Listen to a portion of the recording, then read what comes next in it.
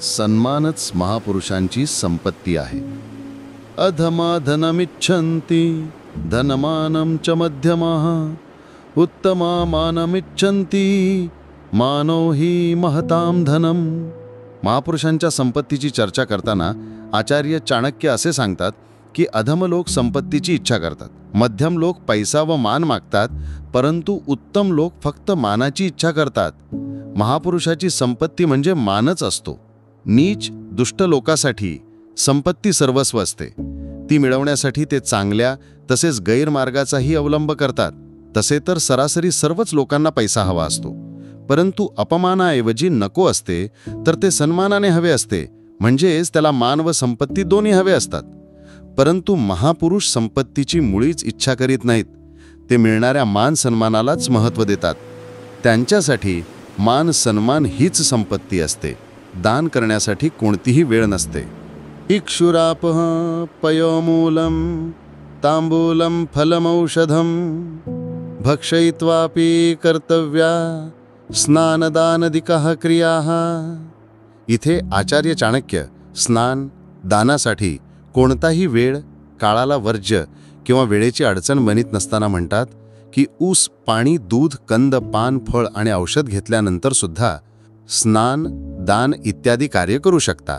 अर्थ असा आहे की ऊस चोखल्यानंतर पाणी व दूध पिल्यानंतर पान खाल्ल्यानंतर एखादा कंद किंवा फळ किंवा औषध खाल्ल्यानंतर सुद्धा स्नान पूजा व दान इत्यादी कार्य करता येतात. तर इतर वस्तू पदार्थ खाल्ल्या पिल्यानंतर ही कार्य करता येत नाहीत. जसे अन्न तशी संतती. दीपो भक्षयते ध्वांतम कज्जलं च प्रसूयते यदन्नं भक्षयते नित्य जायते तादृशी प्रजा.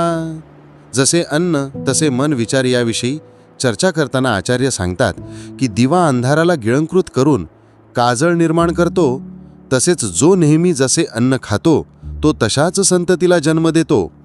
व्यक्तीचे भोजन जसे असते तशीच त्याची संतती जन्म घेते. सात्विक भोजन करण्यामुळे संतानसुद्धा योग्य व बुद्धिमान होईल आणि तामसी भोजन केल्याने मूर्ख संतान जन्माला येईल. दिवा अंधाराला गिळतो तर तो काळिमाच उत्पन्न करतो. सर्वात मोठा नीच. चांडालानां सहस्रैस्तसूरिभिः तत्वदर्शिभिः एकाहि यवनो प्रोक्तः न नीचो यवनात् परः. यवनाला नीचातला नीच कोटीचा मानताना आचार्य चाणक्य सांगतात की तत्वदर्शी विद्वानांचे सांगणे आहे की 1000 चांडाळाच्या बरोबर एक यवन असतो. यवनापेक्षा नीच कोणीच नसतो. आशय हा आहे की विद्वान महापुरुषांच्या कथनानुसार 1000 चांडाळाच्या बरोबरीच वाईटपण नीचपणा एका यवनात असतो. यामुळे यवन सर्वात नीच मानला जातो. यवनापेक्षा नीच कोणीच नाही. संपत्तीचा सदुपयोग. वित्तं देहि गुणान्वितेषु मतिमान्नत्र देहि क्वचि प्राप्तं वारिनिधे जलं धनयुचां माधुर्ययुक्तं सदा जीवाः स्थावर जंगमाश्च सकलाः संजीव्य भूमंडलं भूयं पश्च तदेव कोटिगुणितं गच्छन्त्यंभोनिधिं. संपत्तीची पात्रता सांगताना आचार्य चाणक्य सांगतात की हे बुद्धिमंत हो, गुणी लोकांनाच संपत्ती द्यावी, अवगुणी लोकांना कधीच देऊ नका.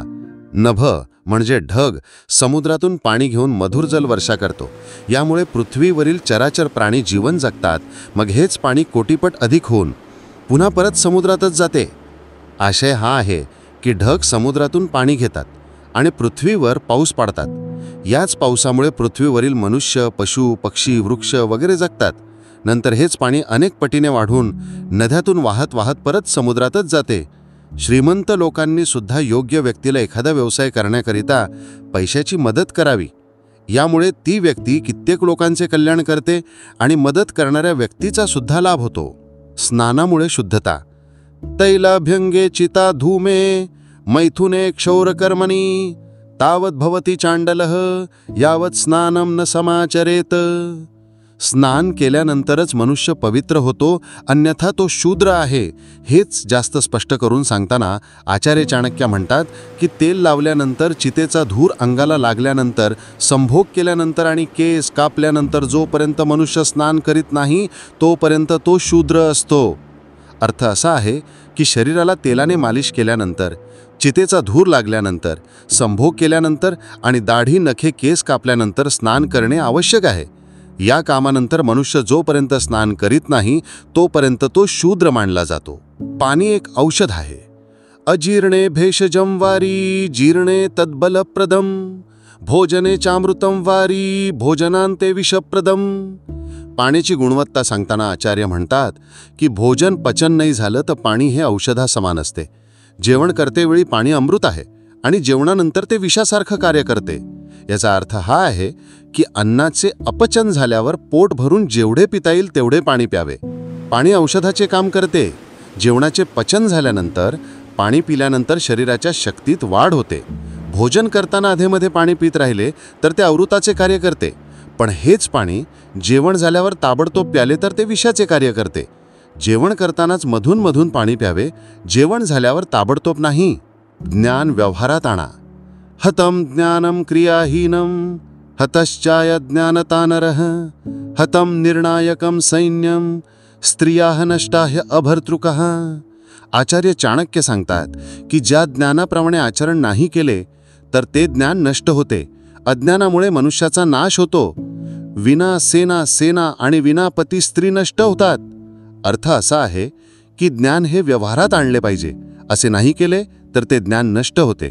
अज्ञानी मनुष्य विना सेनापती सैन्य आणि विनापती स्त्री नष्ट होतात. याला विडंबनाच समजावे. वृद्धकाले मृता भार्या बंधुहस्तगतम धनम भोजनम च पराधीनम तिस्रपुंसा विडंबना. आचार्य चाणक्य म्हणतात की वृद्धापणी पत्नीचा मृत्यू, संपत्ती भाईबंधाच्या ताब्यात जाणे, भोजनासाठी परावलंबी असणे याला पुरुषाची विडंबना समजावी. अर्थ हा आहे की व्यक्तीच्या म्हातारपणी पत्नीचे निधन होणे ही मोठीच दुर्दैवी बाब आहे. कारण म्हातारपणी फक्त पत्नीच जोडीदार असते. संपत्ती भाईबंधाच्या ताब्यात गेली तर मनुष्य फक्त तडफडत राहतो. या प्रकारची अवहेलना व्यक्ती सहन करू शकते, पण भोजनासाठी विवश होणे, दुसऱ्यांच्या तोंडाकडे पाहणे या व्यवस्थेला काय म्हणावे. या 3 दुःखामुळे व्यक्तीचे जीवन दुर्धर होते. शुभ कार्य करा. नाग्निहोत्र विना वेदाः न च दानं विना क्रियाः न भावेन विना सिद्धी तस्मात् भावो हि कारणम. आचार्य चाणक्याचे कथन आहे की अग्निहोत्र यज्ञ याज्ञिकी यांच्याशिवाय वेदांचा अभ्यास निरर्थक आहे आणि दानधर्माशिवाय यज्ञासारखे शुभकार्य संपन्न होत नाही. त्याशिवाय यज्ञाची सांगता होऊच शकत नाही. परंतु जर दानाशिवाय केवळ श्रद्धेचा देखावा करून यज्ञ केला तर त्यामुळे कधीही अभिष्ट कार्य पूर्ण होत नाही. अर्थात महत्त्व मनुष्याच्या भावनेला असते. पवित्र भावनेने केलेल्या यज्ञामुळे मनुष्याला निश्चितपणे शुभलाभ होतो. म्हणून श्रद्धा ठेवूनच शुभ कार्य करावीत. आचार्य चाणक्य इथे श्रेष्ठ माणसाचे मोठेपणाचे महत्त्व सांगताना म्हणतात की देव लाकडातही राहत नाही आणि दगडातही राहत नाही. देवाचा वास मनुष्याच्या भावनेत असतो, त्याच्या हृदयात असतो. जर भावना असेल तर मूर्तीत देव आहे, नसतं ते साधारण लाकूड पाषाण यापेक्षा वेगळे नाही. या प्रकारे निश्चित आहे की मूर्तीत देवतेची प्रतिष्ठेचा आधार भावना आहे. तेच भावनेचे मूलतत्व आहे. भावनेच परमेश्वर असतो, भावनेतच ईश्वर असतो. काष्ठपाषाण धातूनां कृत्वा भावेन सेवनं श्रद्धयाच तथा सिद्धिः तस्य विष्णोः प्रसादतः. इथे सुद्धा आचार्य चाणक्य भावनेला ईशप्राप्तीचे महत्त्वाचे साधन असे वर्णन करताना सांगतात की लाकूड, पाषाण किंवा धातूंच्या मूर्तीची सुद्धा भावना आणि श्रद्धेने उपासना केली तर ईश्वराच्या आशीर्वादाने सिद्धी मिळते. आशय असा आहे की जरी मूर्ती परमेश्वर नाही तरी सगळ्यात भावनेने व श्रद्धेने लाकूड, पाषाण किंवा एखाद्या धातूच्या मूर्तीची ईश्वराच्या रूपात पूजा करीत असेल तर ईश्वर त्याच्यावर नक्की प्रसन्न होतो. त्याला अगदी निश्चितपणे यश मिळते. भावनेतच परमेश्वर असतो. न देवो विद्यते काष्ठ न पाषाणे न मृण्यमे भावे ही विद्यते देवस्तस्माद् भावो की करणाम. 12.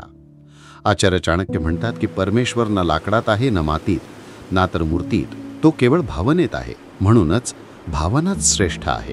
अर्थात ईश्वर प्रत्यक्षात लाकूड, माती वगैरेच्या मूर्तीत नसतो. तो मनुष्याच्या भावनेत असतो.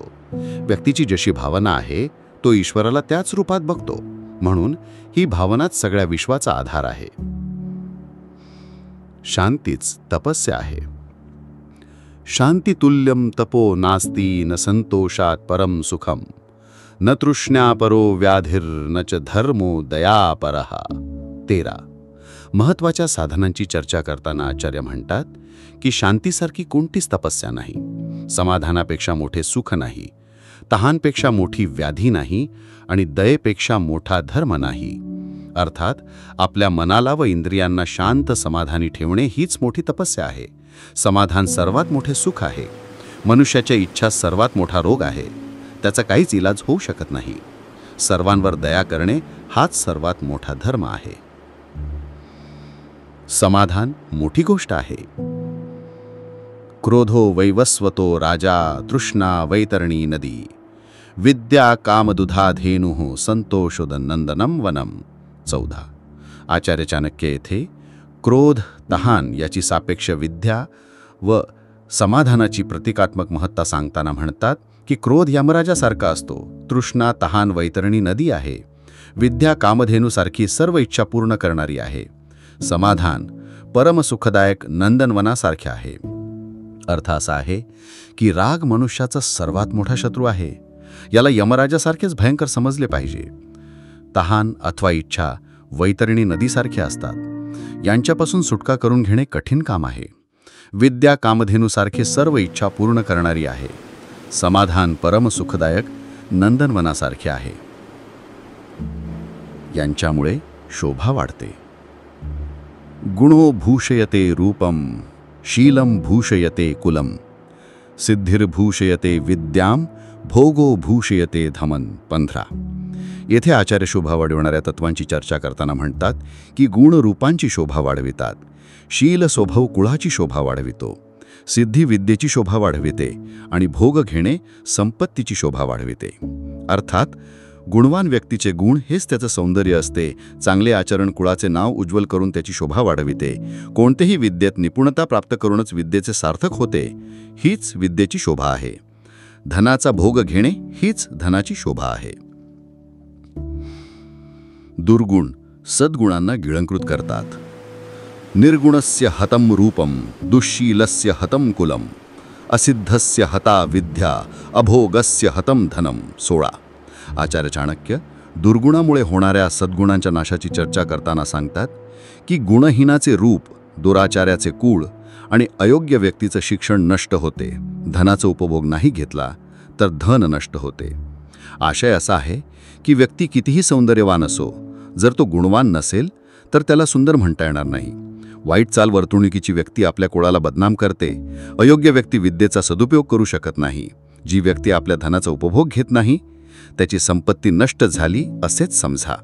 यामुळेच असे म्हणतात की दुराचार्याचे कूळ, मूर्खाचे रूप, नालायकाची विद्या आणि भोग नसणाऱ्या संपत्तीचा नाश होतो.